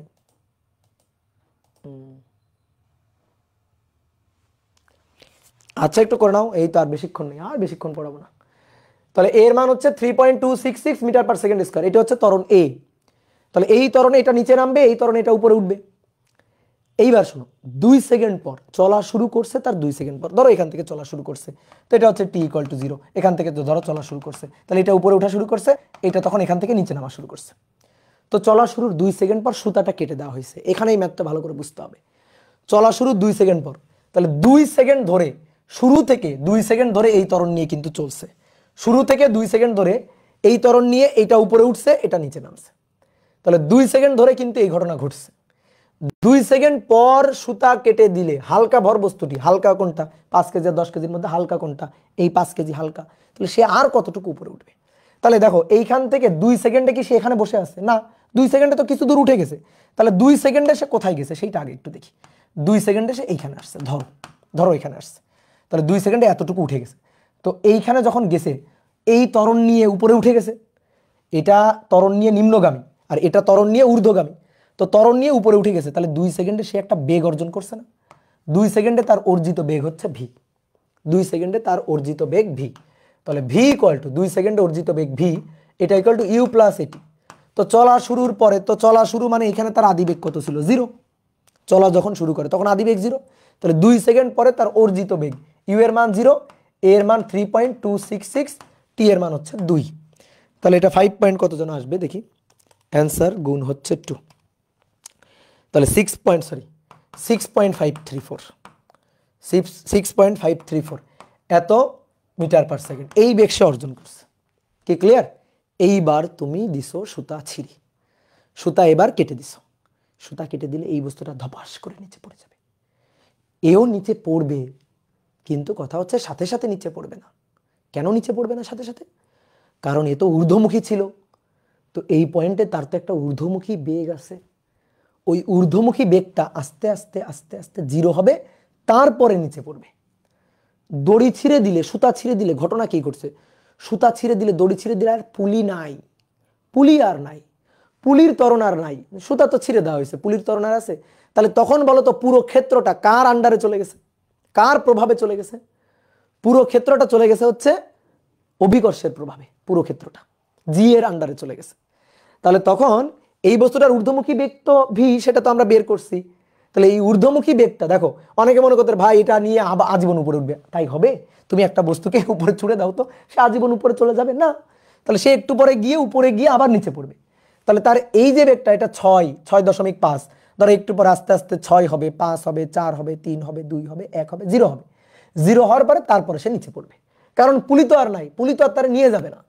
তাহলে এখন আর পুলি নাই, 2 সেকেন্ড পর পুরো জি এর আন্ডারে চলে গেছে। তাহলে 2 সেকেন্ড পর ক্রিয়ারত ত্বরণ, অভিকর্ষ ত্বরণ, ক্রিয়ারত, এইটাই বুঝতে হবে। ত্বরণ জি আগে ছিল এ, 2 সেকেন্ড পর্যন্ত ছিল এ, 2 সেকেন্ডে এ ত্বরণে উপরে উঠছে, এই কারণে 2 সেকেন্ড পর তার অর্জিত বেগ এইটা হয়েছে। কিন্তু 2 সেকেন্ড পর সুতা কেটে দেওয়ার পরে সে চলে গেছে জি এর আন্ডারে, অভিকর্ষ ত্বরণের আন্ডারে। তাহলে এইখান থেকে বেগ 0 হয়ে তারপরে নিচে নামবে। তাহলে ধরো এই যে এতটুকু উপরে উঠে নিচে নামলো, এতটুকু উপরে উঠে এইখানে বেগ 0 হলো, এই যে বেগটা 0 হলো, তারপরে নিচে নামলো। তাহলে আর কতটুকু উপরে উঠবে? এই যে এতটুকু উপরে উঠবে, এটাই হচ্ছে আমাদের এইস। ঠিক আছে, এই যে আর এতটুকু উপরে উঠবে, এটাই আমরা বের করতে চাই, এটাই হচ্ছে আমাদের এইস। তাহলে এটা আদি বেগ, এটা শেষ বেগ, এইস বের করতে চাই। আদি বেগ, শেষ বেগ, এইস বের করতে চাই। তাহলে দেখো শেষ বেগ স্কয়ার মানে 0 স্কয়ার, এটা ইকুয়াল টু আদি বেগ V square minus 2g H. ঠিক আছে, বলো বেগ কমছে না বাড়ছে? এখানে বেগ ভি ছিল, এখানে বেগ 0, তাহলে বেগ কমছে, সো মন্দন মাইনাস। এবার আমার এখান থেকে এইচ এর মানটা বের করতে হবে। এটা তো ভাই সর্বোচ্চ উচ্চতা বের করার সূত্র। আমি যদি তোমার বলতাম একটা বস্তুকে এত বেগে নিক্ষেপ করলাম, সর্বোচ্চ কত উচ্চতায় উঠবে? উপরে উঠতে উঠতে উঠতে উঠতে বেগ 0 হবে, তারপরে নিচে নামবে। তার এই যে উচ্চতাটা, এটা তো সর্বোচ্চ উচ্চতা, H max U square by 2g বা ভি স্কয়ার বাই 2g এর সূত্র না? সেটাই দেখো, সেটাই আসছে। দেখো এখানে দেখো ভি স্কয়ার বাই 2g আসবে, যথায় H equal to V square by 2g, 2a না 2g, 6.534, এটার স্কয়ার ডিভাইডেড বাই 2g 9.8। ঠিক আছে, ম্যাথটা পারতে গেলে, ম্যাথটা যদি ভালো করে ফিল করতে চাও, যদি ভালো করে বুঝতে চাও, তাহলে ক্ষেত্রগুলোকে ধাপে ধাপে অ্যানালাইসিস করতে হবে। 6.534 তার স্কয়ার ডিভাইডেড বাই 2 ইন্টু 9.8, তাহলে এটা হবে 2.178 মিটার, 2.178 মিটার। ডান। তাহলে আমি আরেকবার একটু সামারি করে দিই যে একটা পুলি, তার দুইটা ভর, দড়িতে সংযুক্ত ভর 5 কেজি আর 10 কেজি, 5 কেজি হালকা 10 কেজি ভারী। তো 2 সেকেন্ড পর চলা শুরু, 2 সেকেন্ড পর, তাহলে চলা যখন শুরু করছে তখন আদিবেগ 0 ছিল, তো সেখান থেকে 2 সেকেন্ড চলছে, তো 2 সেকেন্ড পুলির ত্বরণ নিয়ে চলছে, আমরা পুলির ত্বরণটা বের করলাম, সেখান থেকে 2 সেকেন্ডে হালকা ভরের বস্তুর অর্জিত ঊর্ধ্বমুখী বেগটা বের করে নিলাম। তাহলে 2 সেকেন্ড পর্যন্ত পুলি হিসাবে কাজ করছে, 2 সেকেন্ড পর্যন্ত পুলির কার্যকর ত্বরণ আছে, 2 সেকেন্ড পর সুতা কেটে দিলে সেটা অভিকর্ষের আন্ডারে চলে গেছে। তাহলে তো হালকা ভরের বস্তুটা আর উপরে উঠবে না, নিচে নামবে, কিন্তু সাথে সাথে তো নিচে নামবে না, আগে তো বেগ 0 হবে, তারপরে নিচে নামবে। তাহলে কত উচ্চতায় উঠে বেগ 0 হবে সেইটা আমরা বের করলাম। তাহলে হালকা ভরের বস্তুটি সুতা কাটার পরে দ্যাট ওইটুকু পরিমাণ, ঠিক আছে, ওই সার্টেন উচ্চতায় উঠবে, সেটাই আমরা বের করলাম। কি ক্লিয়ার? ওকে। সুতাটা কই কাটছে? সুতাটা কাটি নাই, দেখাইনি, তুমি দেখাই দাও, সুতাটা দেখাই দাও যে এখানে সুতাটা কেটে দেওয়া হয়েছে, এই যে সুতাটা এখানে কেটে দেওয়া হয়েছে, দাও দেখাই দাও। ঠিক আছে, কি আঁকলাম এটা, কি আঁকলাম বলো তো, এটা কি আঁকলাম? এই যে সুতা কেটে দেওয়া হয়েছে এখানে, ঠিক আছে, এটা দিয়ে এই যে সুতা কেটে দেওয়া হয়েছে, এই যে কেসি দিয়ে সুতা কেটে দেওয়া হয়েছে। ঠিক আছে, তাহলে এবার আসো, এবার একটা খতরনাক ম্যাথ প্রবলেম সলভ করতে হবে। ঠিক আছে, প্রবলেমটা হচ্ছে, আগে একটু তোমার চিত্র এঁকে দিই আগে। এটা হচ্ছে একটা পুলি, কোনো সিলিং থেকে ঝুলানো আছে, আর এটা হচ্ছে সুতা, এই যে এটা হচ্ছে দড়ি।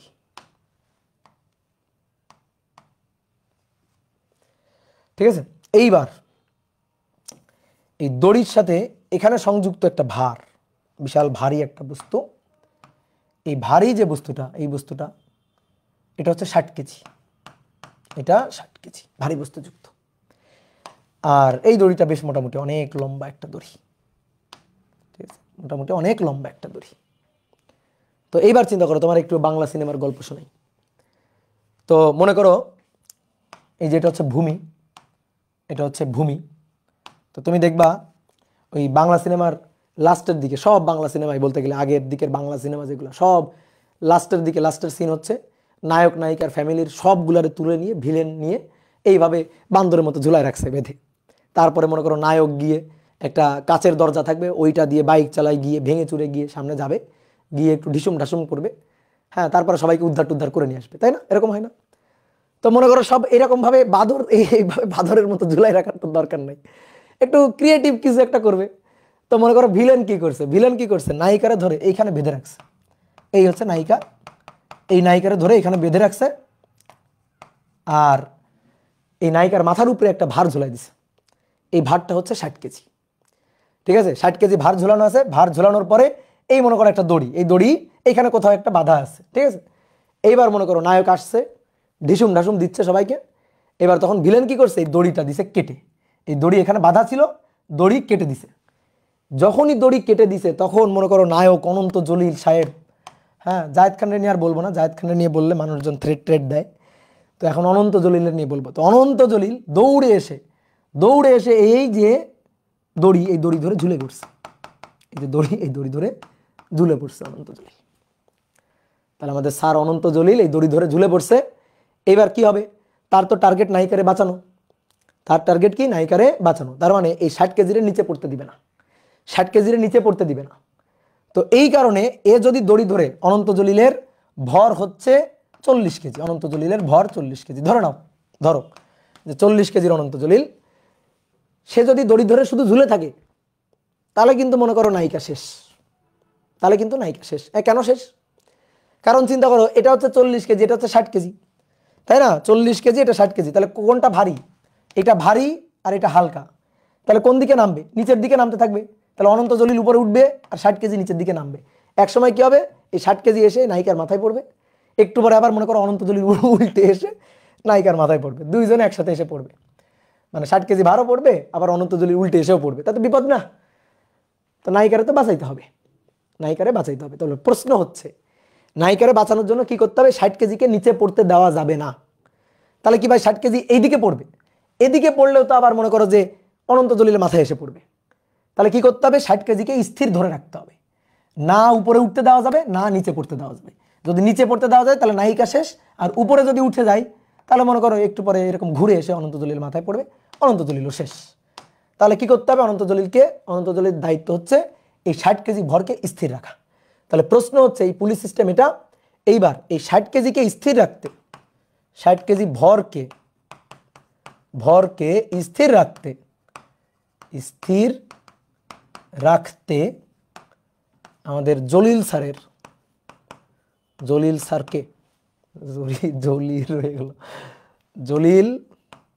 স্যারকে কত তরণে দড়ি বেয়ে উঠতে হবে? দড়ি বেয়ে উঠতে হবে, এটা হচ্ছে আমাদের প্রশ্ন। ঠিক আছে, জলিল স্যারকে কত তরণে দড়ি বেয়ে উঠতে হবে, এটা আমাদের প্রশ্ন। তো চলো আমরা শুরু করি, হিসাব নিকাশ করি। তাহলে কি হচ্ছে? এইটাকে স্থির রাখতে হবে। তাহলে দেখো এর উপর ক্রিয়ারত বল, দেখো নিচের দিকে এর উপর ক্রিয়ারত বল, তাহলে নিচের দিকে এর উপর ক্রিয়ারত বল হচ্ছে 60 জি। বোঝো, এই জি মানে কিন্তু গ্রাম না। এই 60 যদি m1 হইতো তাহলে আমরা লিখতাম না m1 জি, তো সেই m1 এর মানই হচ্ছে 60, তাহলে এটা কিন্তু গ্রাম না। আমি আবারও বলছি, এটা কিন্তু গ্রাম না। তাহলে 60 জি, দড়ি দিয়ে বাঁধা আছে, তো তাহলে দড়িতে একটা টান বল আছে, তো দড়ির টান বল কোন দিকে? উপরের দিকে, টি। এবার বলো 60 কেজি উপরে উঠছে না নিচে নামছে? বলো 60 কেজি উপরে উঠছে না নিচে নামছে? বলো। স্থির আছে, হ্যাঁ স্থির থাকলে বলো, 60 কেজি যদি স্থির থাকে তাহলে 60 কেজি স্থির থাকলে কি লিখতে পারি? 60 কেজি যদি স্থির থাকলে আমরা কি লিখতে পারি? টি এবং 60 জি, উপরের দিকে টি আর নিচের দিকে 60 জি। তাহলে স্থির থাকা মানে এইটার লব্ধি শূন্য। দ্যাট মিনস স্থির থাকলে টি সমান 60 জি। বলো লিখতে পারি কিনা? টি সমান 60 জি। ওকে, গুড। এইবার আসো, টি সমান 60 জি, অনন্ত জলিল স্থির তো থাকতে পারবে না। স্থির থাকলে দেখো কেমন হয়, দেখো সমীকরণ মিলবে না। 40 জি নিচের দিকে, অনন্ত জলিলের ভার 40 জি ওজন, আর দড়ির টান টি উপরের দিকে, একই দড়ি। তাহলে টি সমান 40 জি, এটা দেখো সমীকরণকে সিদ্ধ করে না। টি সমান 60 জি যদি হয় তাহলে টি সমান 40 জি কেমনে হয়? এটা জীবনেও হয়, তাহলে এটা হবে না। তাহলে অনন্ত জলিল সাহেবের ক্ষেত্রে টি সমান 40 জি হবে না। তাহলে এর উপর ক্রিয়ারত বল তো নিচের দিকে আছে, হ্যাঁ নিচের দিকে অবশ্যই ক্রিয়ারত বল আছে। নিচের দিকে ক্রিয়ারত বল 40 জি, আর উপরের দিকে দড়ির টান বল টি, এইবার বলো এই দুইটার মধ্যে কে বড়? এই দুইটার মধ্যে এই যে একে ত্বরণ নিয়ে দড়ি বেয়ে উপরে উঠতে হবে। দড়ি খালি ধরে রাখলে হবে না, দড়ি বেয়ে এইভাবে উপরে উঠে যেতে হবে। বুঝতে পারছো? দড়ি বেয়ে উপরে উঠে যেতে পারে। তাহলে টিটা আমাদের বড়, তাহলে লব্ধি ত্বরণটা উপরের দিকে, এই যে লব্ধি ত্বরণ উপরের দিকে।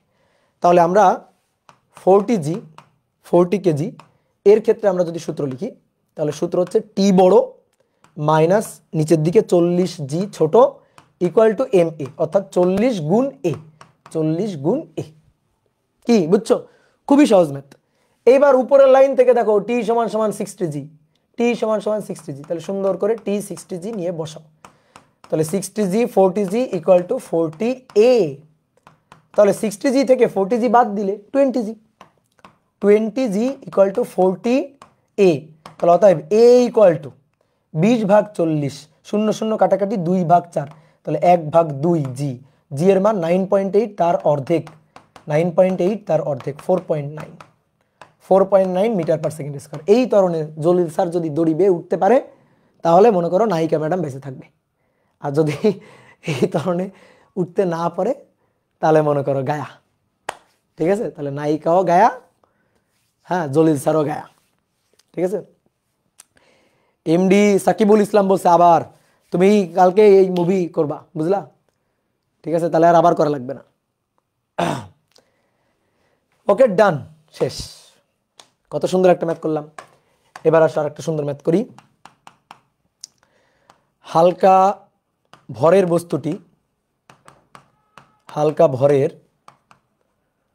বস্তুটি যখন ভূমিতে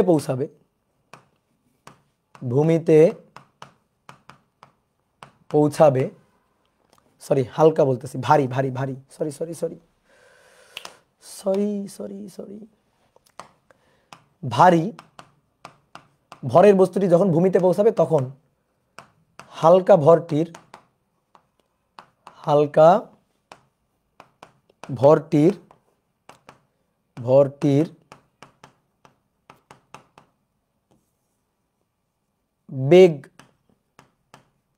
বেগ নির্ণয় করো। সহজ একটা কোশ্চেন। এই যে একটা পুলি দৃঢ় অবলম্বন থেকে সংযুক্ত করা আছে, তাহলে দুই পাশ থেকে এই যে দড়ি ঝুলাই দেওয়া হইল, ঠিক আছে, দুই পাশ থেকে দড়ি ঝুলাই দেওয়া হইল। এই যে বস্তুটা, এই বস্তুটা হচ্ছে 8 কেজি, আর এই যে বস্তুটা হচ্ছে 4 কেজি, ঠিক আছে। এইটা হচ্ছে ভূমি। এবার বলা আছে এইখান থেকে এই যে উচ্চতাটা, এই উচ্চতাটা 1.2 মিটার, 1.2 মিটার। তাহলে ভারী ভরের বস্তুটি 8 কেজি, সে যখন ভূমিতে পৌঁছাবে তখন হালকা ভরের বস্তুটি 4 কেজি, তার বেগ নির্ণয় করো। তার বেগ নির্ণয় করতে হবে। তো খুব সহজ, খুবই সহজ। এ যখন ভূমিতে পৌঁছাবে, এইখান থেকে যাত্রা শুরু করছে, এর আদি বেগ 0। এ তখন উপরে ওঠা শুরু করছে, এখান থেকে আদি বেগ 0, উপরে ওঠা শুরু করছে, নিচে নামা শুরু করছে। তো এই যখন ভূমিতে পৌঁছাবে, তো ভূমিতে পৌঁছানোর ঠিক ওই মুহূর্তে তার অতিক্রান্ত সরণ হবে 1.2 মিটার, 1.2 মিটার। তাহলে এটা কত ত্বরণ নিয়ে যাবে বলো নিচের দিকে? কত ত্বরণ?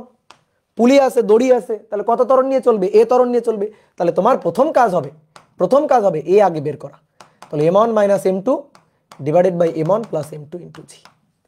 তাহলে 8 বিয়োগ 4, 8 যোগ 4, জি 9.8।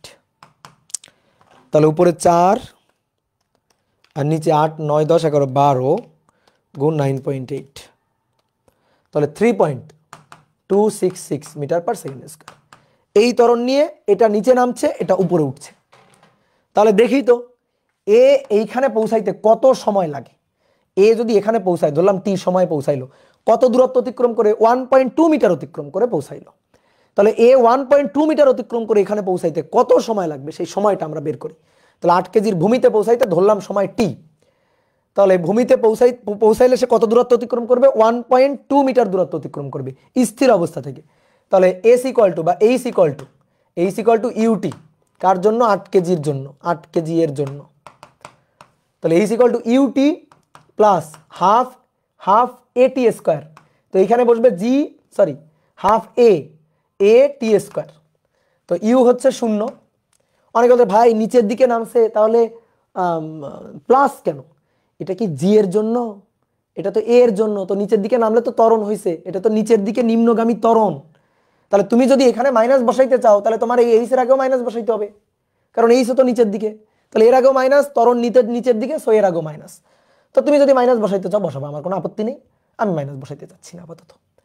তাহলে এইচ এর মান 1.2, হাফ এর মান 3.266 টি স্কোয়ার। তাহলে দেখি তো টি এর মান কত আসে। তাহলে 1.2 গুণ 2 ভাগ 3.266 রুট অ্যান্সার। তাহলে 0.857 এত সেকেন্ড। এইটা হচ্ছে টি এর মান। কি আসছে? এটা টি এর মান। এইবার তাহলে এই সময়ে এর বেগটা অর্জন করছে, এ যে বেগটা, এও তো একই ত্বরণে চলছে, এরও তো একই ত্বরণ।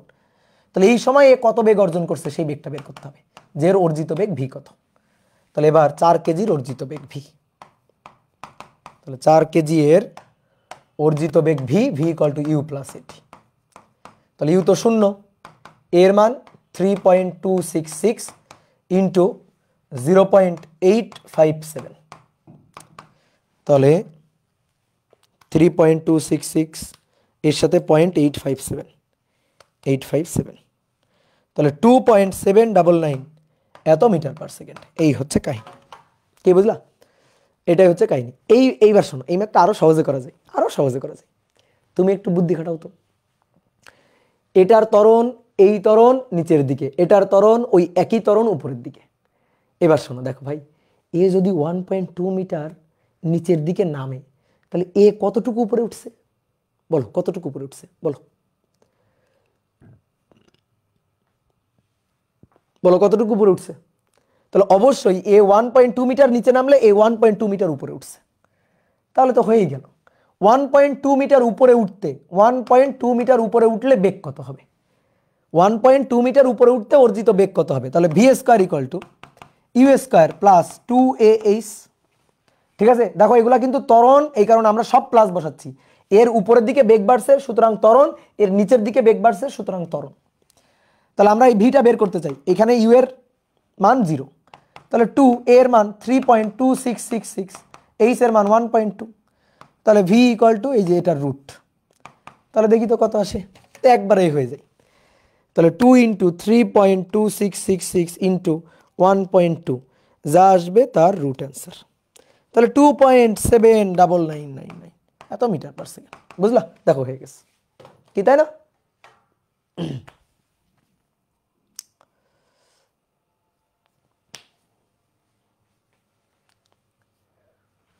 প্র্যাকটিস শিটে একটা প্রবলেম দেখছিলাম, একজন মানুষ খাঁচার মধ্যে রোপ ধরে পুলিশ সাথে ঝুলে আছে, ওইটা সলভ করে দেন, ওটা দিব পরে।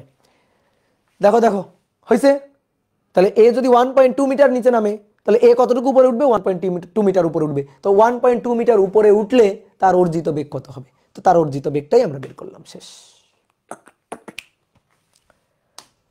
কি ক্লিয়ার? এইবার আসো, আমরা তো গতানুগতিক সিস্টেমের করলাম, এইগুলাই নর্মালি পরীক্ষা আসে। এবার একটু যদি অ্যাডভান্স আমরা কয়েকটা পুলি করতে চাই, তাহলে পুলির একটা টাইপ আমরা করছি, ওটা ছিল টাইপ 1।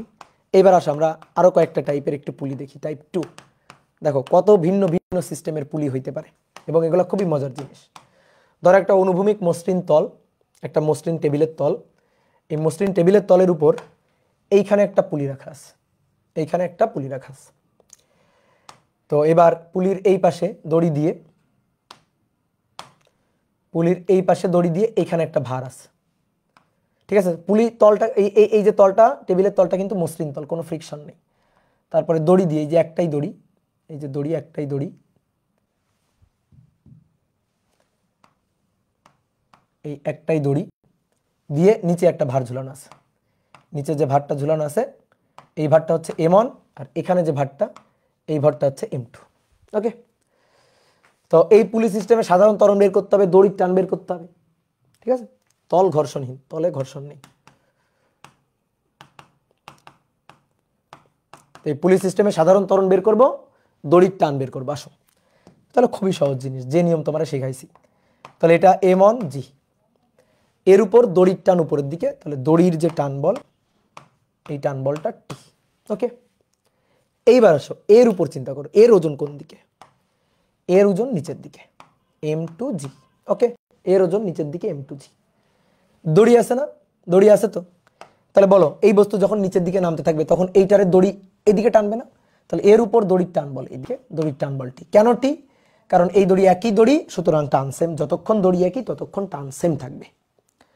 তাহলে আমি এখন M1 এর জন্য যদি সূত্র লিখতে চাই, M1 ভরের বস্তুটার জন্য যদি সূত্র লিখতে চাই, তাহলে M1 এর জন্য নিচের দিকে নামতেছে, তাহলে এটা বড় এটা ছোট, তাহলে M1G minus T equal to M1A, সমীকরণ নম্বর 1। ওকে, এর জন্য যদি আমরা সূত্র লিখতে চাই, এর জন্য M2 এর জন্য, ভালো করে খেয়াল করবে এবার, M2 এর জন্য, M2 এর জন্য সূত্র লিখতে চাই, তাহলে এইদিকে কত? T। ঠিক আছে, এর উপর আরো একটা বল আছে, সেটা হচ্ছে অবিলম্বিক প্রতিক্রিয়া বল, সেটা তলের লম্ব বরাবর উপরের দিকে। আর সমান সমান M2G, আর সমান সমান M2G। কেন? কারণ না বস্তু হাওয়ায় উড়ে গেছে, না বস্তু টেবিলের মধ্যে ঢুকে গেছে।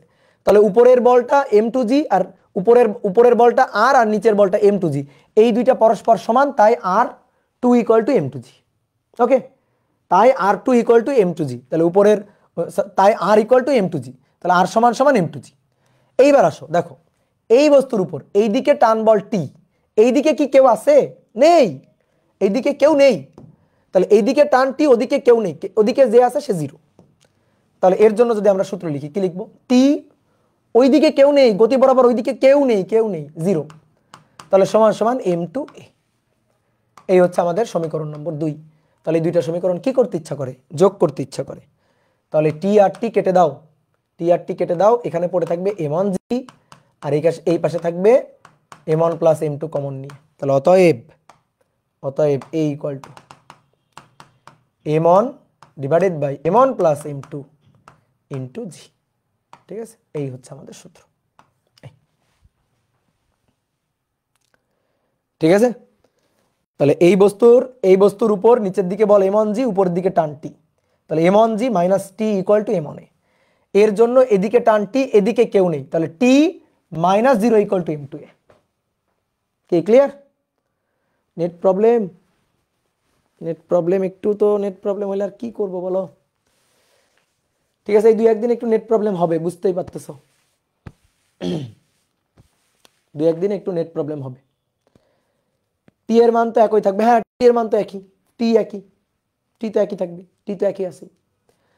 তাহলে আমরা এ বের করে ফেললাম, তাহলে এ বের করলে এবার টান বের করা যাবে না? বলো, এ বের করলে এবার টান বের করা যাবে কিনা? কিছুই বোঝা যাচ্ছে না। হ্যাঁ, তাহলে এর মানটা বের করছি, এবার যে কোনো একটা সমীকরণে বসাবো, টান বের করে ফেলবো। তাহলে ধরো 1 নং সমীকরণ, সহজ হবে 2 নং সমীকরণে বসালে, 2 নং সমীকরণ, তাহলে 2 নং সমীকরণ টি সমান সমান m2a। তো এ এর মানটা বসায় দাও, কাজ শেষ। তাহলে উপরে হবে m1 m2 জি, নিচে হবে m1 প্লাস m2। এই হচ্ছে কাহিনী। এখন অনেক বলতে ভাই এটা কি শর্টকাট দিয়ে হবে না? হ্যাঁ হবে তো, শর্টকাট দিয়ে তো হবে, কেন হবে না? অবশ্যই হবে। হাত সোজা করে ফেলো, এইটারে ধরে এরকম সোজা করে ফেলো, তাহলে সোজা করে ফেললে দেখো তো, এটা হচ্ছে m1, এটা হচ্ছে m2, ভালো করে খেয়াল করবে। এবার সোজা করে ফেলছি, অনুভূমিক তলে নিয়ে নাও, এইটারে ধরে, এইটা তো অলরেডি সোজা আছেই, এইটারে জাস্ট সোজা করে ফেলো, এইটারে ধরে এভাবে সোজা করে ফেলো। তাহলে এইটারে ধরে সোজা করলে এই দেখো m1g, ঠিক আছে। তাহলে দড়িতে টান, এই যে m1g, দড়ির টান টি, m1g টি টি, এইদিকে কেউ নেই, এদিকে 0, m2g আছে এই দিক বরাবর, ভালো করে খেয়াল করিও, m2g কিন্তু নিচের দিকে, গতি বরাবর কোনো বল নেই, গতি বরাবর m2g নেই, গতি বরাবর m2g নেই, ঠিক আছে, গতি বরাবর m2g নেই। তাহলে ইন্টারনাল ফোর্স টি টি কাটা, ইন্টারনাল ফোর্স টি আর টি বাদ। তাহলে এর উপর, এই পুরো সিস্টেমটার উপর ওইদিকে বল m1g, এইদিকে কোনো বল নেই, জিরো বল, এদিকে কোনো বল নেই। অনেকে বলে ভাই m2g আছে না, m2g তো খাড়া নিচের দিকে, তাহলে তার এই দিক বরাবর তো কোনো উপাংশ নেই। যদি উপাংশ নাও তো m2g cos 90, m2g cos 90, cos 90 0, তাহলে ভালো করে শুনিও, এই পুরো সিস্টেমের উপর দড়ির টান বল টি আর টি, এটা ইন্টারনাল ফোর্স আমি নিব না, আমি নিব external force, that is m1g, আর এই দিক বরাবর হচ্ছে 0, কোনো বল নেই। অনেকে বলতে পারো m2g, কিন্তু m2g ওটা খাড়া নিচের দিকে, এই দিক বরাবর তার কোনো উপাংশ নেই, তাহলে m2g cos 90, তো cos 90 তো 0, তাহলে একটাই external force, that is m1g। তাহলে আমরা যদি ত্বরণ বের করতে চাই, তাহলে ত্বরণ বের করার শর্টকাট হচ্ছে f external divided by summation of m। তো ভর কয়টা? 2টা, m1 আর m2, তাহলে নিচে ভরের যোগফল m1 প্লাস m2, নিচে ভরের যোগফল m1 প্লাস m2, ঠিক আছে, নিচে ভরের যোগফল m1 প্লাস m2, আর উপরে কত হবে? উপরে হচ্ছে external force, that is m1g। শেষ, এই তো হয়ে গেল। ক্লিয়ার? বুঝতে পারছো ক্লিয়ার কিনা? দেখি ফেসবুকেও কি প্রবলেম।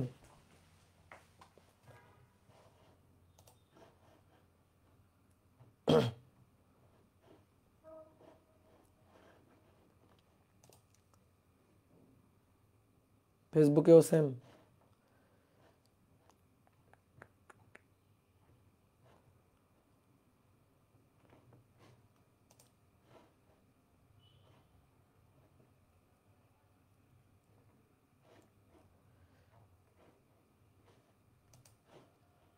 আটকা যাচ্ছে এখন, ঠিক আছে।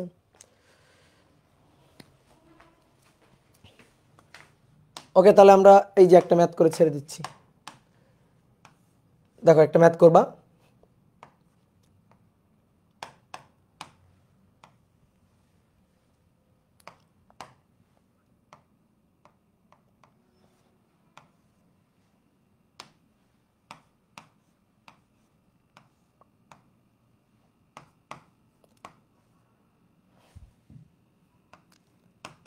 এই যে বস্তুটা, এই বস্তুটা m1, এটা হচ্ছে 5 কেজি, আর এই বস্তুটা হচ্ছে 2 কেজি, এই বস্তুটা 2 কেজি, ঠিক আছে? এই বস্তুটা 2 কেজি, এটা আমাদের বলতেছে। তো পুলি সিস্টেমের সাধারণ ত্বরণ, এই পুলি সিস্টেমের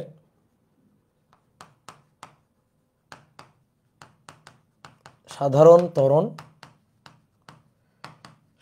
ত্বরণ আর দড়ির টান বের করতে হবে, সুতার টান বের করতে হবে। করো, সুতার টান বের করতে হবে, করো, ম্যাথ করো, জাস্ট সূত্র খাটানো। একটু আগে যে তুমি সূত্রগুলা শিখলাই, যে এ আর টি, সূত্রগুলা খালি বসানো। তাহলে এ ইকুয়াল টু কি হবে, m1g divided by m1 plus m2, ঠিক আছে? তাহলে m1 এর মান 5, g এর মান 9.8, আর নিচে 5 যোগ 2, 5 যোগ 2, তাহলে 5 গুণ 9.8 ডিভাইডেড বাই 5 যোগ 2, তাহলে 7 মিটার পার সেকেন্ড স্কোয়ার। ওকে, 7 মিটার পার সেকেন্ড স্কোয়ার। দড়ির টান টি, টি ইকুয়াল টু কি, টি ইকুয়াল টু এই যে টি ইকুয়াল টু ছিল m2a, তাহলে a এর সাথে m2 গুণ, অর্থাৎ উপরে m1 m2g আর নিচে m1 প্লাস m2। ওকে, তাহলে আসো, উপরে m1 এর মান 2, m1 এর মান 5, m2 এর মান 2, নিচে 5 যোগ 2 আর g 9.8, তাহলে আসো 5 গুণ 2 ডিভাইডেড বাই 5 যোগ 2 গুণ 9.8, তাহলে 14 নিউটন। 14 নিউটন কি, ঠিক আছে? ক্লিয়ার? তাহলে যেহেতু নেট সমস্যা, এখন ক্লিয়ার? দাদা আরো পড়ান, এখন ক্লিয়ার আছে? পড়াবো আরো? হ্যাঁ ক্লিয়ার। নয়তো একটা কাজ করি, তোমাদের হোমওয়ার্ক দিয়ে দিই, তোমরা বাসায় একটু ভাববা এগুলো নিয়ে, তারপরের দিন আমি এগুলার সলভ দিয়ে দিব দ্রুত। আমি কয়েকটা পুলি সিস্টেম এঁকে দিচ্ছি, তোমরা কি করবা, এই প্রত্যেকটা পুলি সিস্টেমের ত্বরণ আর দড়ির টান নির্ণয় সূত্র হিসাব করবা। এবার একটা টেবিলের উপর 2টা পুলি বসানো আছে, এখানে একটা ভার, এইখানে একটা ভার, এই যে দড়ি, এই পাশে একটা ভার, এই পাশেও আর একটা পুলির উপর দিয়ে এই পাশেও আর একটা ভার। তাহলে এটা m1, এটা m2, এটা m3। ওকে, এটার জন্য এ বের করবা, দড়ির টান টি বের করবা। তো এখানে কিন্তু 2টা দড়ি, এইখান থেকে এই পর্যন্ত একটা দড়ি, তাহলে এই দড়ির টান t1, এইখান থেকে এই পর্যন্ত একটা দড়ি, এই দড়ির টান t2, তাহলে t1 বের করতে হবে, এ বের করতে হবে, t2 বের করতে হবে। এটার জন্য হিসাব করবা। আর একটা হচ্ছে হেলানো তল, এই যে একটা হেলানো তল, ওকে, এটা হচ্ছে হেলানো তল, এই কোণটা আলফা, এই কোণটা বিটা, এইখানে একটা পুলি সংযুক্ত আছে, এইখানে একটা পুলি সংযুক্ত আছে। তাহলে এর উপর দিয়ে এইখানে একটা ভার আর এইখানে একটা ভার, তল মসৃণ তল, এটা m1, এটা m2।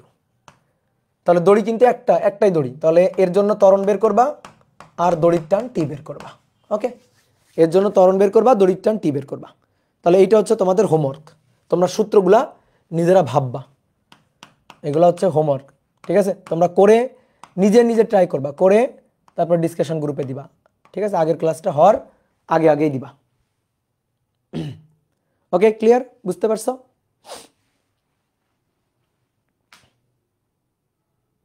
এই দুইটা হচ্ছে তোমাদের কাজ। তো চলো শেষ করি আজকে। দাদা আগের স্লাইডটা, একটু আগের স্লাইড এই যে দিলাম, ঠিক আছে?